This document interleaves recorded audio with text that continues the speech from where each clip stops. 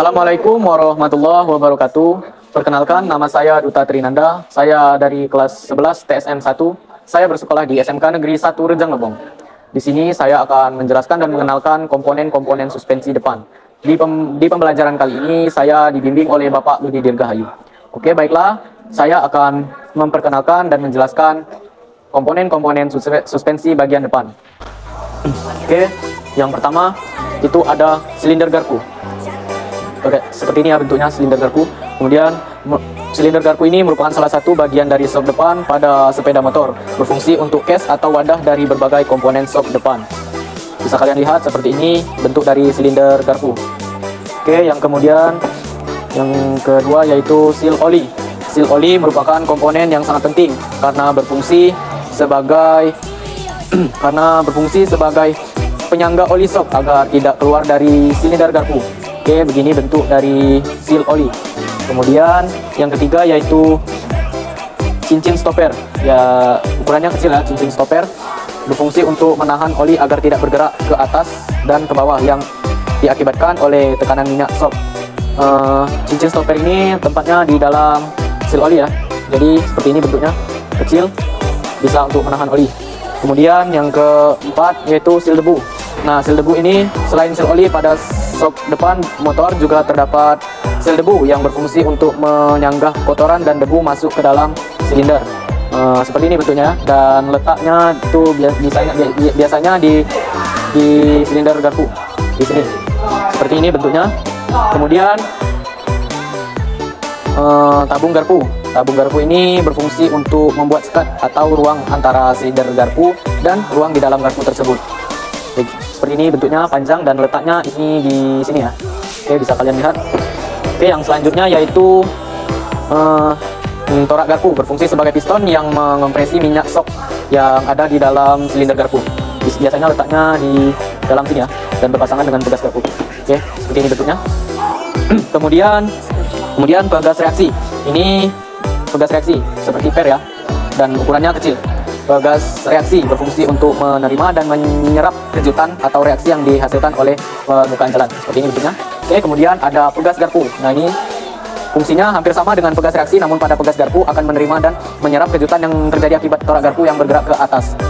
Ini bisa kalian lihat perbedaan antara pegas garpu dan pegas reaksi. Ukurannya beda ya. Oke, kemudian ada baut garpu. Nah, ini baut garpu berfungsi untuk menutup lubang yang terdapat di atas torak garpu. Di atas torak garpu, di sini ya. Di atas torak garpu. Jadi seperti ini ya. Fungsinya agar torak garpu tidak terjadi kebocoran pada minyak sok atau oli sok. Oke, kemudian yang terakhir ada baut untuk menutup lubang di bagian silinder garpu bagian bawah. Jadi seperti ini ya. Baut ini untuk menutup silinder garpu bagian bawah. Oke, maaf sebelumnya videonya saya cut karena saya sebagai seorang pelajar jadi memiliki keterbatasan waktu untuk melakukan praktik di sekolah. Jadi itulah tadi pembahasan tentang suspensi bagian depan. Nah, sekarang saya akan menjelaskan dan memperkenalkan komponen-komponen suspensi bagian belakang atau shock bagian belakang. Nah, ini saya sudah mencopot ya sebuah shock belakang, shock absorber belakang. Nah, shock ini berfungsi sebagai impuls kejut. Nah, komponen yang pertama di shock belakang yaitu shock absorber yang berada di dalam ini, yang seperti tabung ya, dalam ini, dan itu juga ada seperti torak ya di dalam ini. Nah, ini berfungsi sebagai impuls kejut. Oke, yang kedua yaitu mount insulator, yaitu berfungsi sebagai bantalan shock ya, bantalan shock. Nah, jadi tempatnya di sini, dan ini menyatu pada swing arm. Oke. Yang kemudian itu mold ya. Mold ini atau baut ya. Baut ini berfungsi sebagai penyatu dua objek yang terpisah yang bisa dihubungkan dengan pulir atau drat. Oke, seperti ini bentuk bolt yang menyatu dari shock ke arm, yang menyatukan dari shock ke arm. Ini bentuknya, dan kemudian di sini ada coil spring ya. Coil spring ini yang seperti per panjang ini yang berwarna putih ini, itu namanya coil spring ya. Jadi berfungsi sebagai penyerap getaran dan kejutan saat berkendara di jalan yang tidak rata. Ini biasanya bisa bergerak ya, meredam kejutan ya fungsinya. Oke, yang terakhir yaitu insulator. Insulator ini ya, insulator berfungsi sebagai penopang beban, penopang dari coil spring. Jadi seperti ini, dan ini menopang ini sebelah bawah ya.